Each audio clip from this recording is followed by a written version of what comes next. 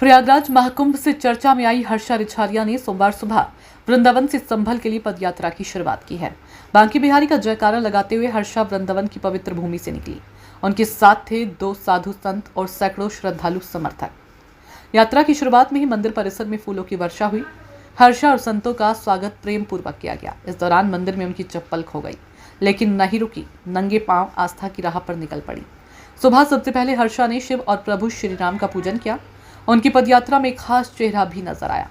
मथुरा में कृष्ण जन्मस्थान के पास रहने वाली अलीशा खान टीका लगाए, नकाब में, हाथों में श्रद्धा लिए वह भी इस यात्रा में शामिल हुई। अलीशा कहती हैं, सनातन में महिलाओं का सम्मान है। हमारे यहाँ ऐसा नहीं है। लड़कियों को बंद रखा जाता है, इज्जत नहीं दी जाती, लेकिन सनातन उन्हें लक्ष्मी का स्वरूप मानता है। अलीशा ने 8 महीने पहले सचिन से प्रेम विवाह किया है और आज वो खुलकर सनातन का समर्थन कर रही हैं। हर्षा का कहना है कि ये पदयात्रा उन युवाओं को फिर से सनातन मार्ग पर लाने की कोशिश है जो रास्ता भटक चुके हैं। ये यात्रा वृंदावन से शुरू होकर 175 किलोमीटर का सफर तय करेगी और 20 अप्रैल को संभल पहुंचेगी। मुझे अच्छा लगा यहाँ पर आना। मैंने देखा, कल मैं यहाँ से जा रही थी तो मैंने देखा दीदी का पोस्टर लगा हुआ है। मेरा भी मन हुआ मैं भी यहाँ पर जाऊँ, तो मैंने इनसे बोला कि मुझे भी वहाँ ले चलो। मेरा भी बहुत मन है वहाँ जाने का, मुझे भी पद यात्रा में शामिल होना है। आपका मुस्लिम है, सनातन को जागृत करने के लिए यात्रा निकाली जा रही है। क्यों? मुस्लिम हूँ मैं, अब नहीं हूँ मैं मुस्लिम। पहले थी मैं मुस्लिम, अब नहीं हूँ मैं मुस्लिम। मुस्लिमों में नहीं है ये चीज, पर यहाँ पर नहीं है। विरोध नहीं है किसी चीज का। मैं कुछ भी पहनूं, कुछ भी ओढ़ूं, यहाँ पे मुझे कोई रोक टोक नहीं है। यहाँ पे मुझे खूब इज्जत मिलती है, खूब सम्मान मिलता है। तो कब से आपका सनातन के प्रति प्रेम जागा है?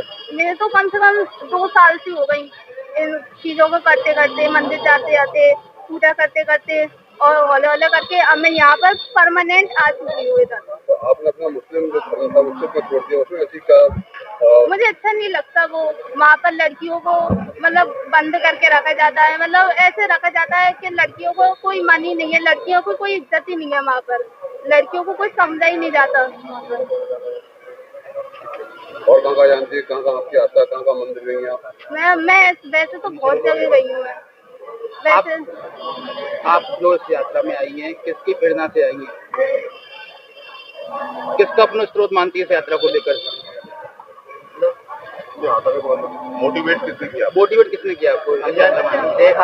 देखा था ना हमने, इसलिए। किसको देखा था? किस गुरु को देखा था आपने?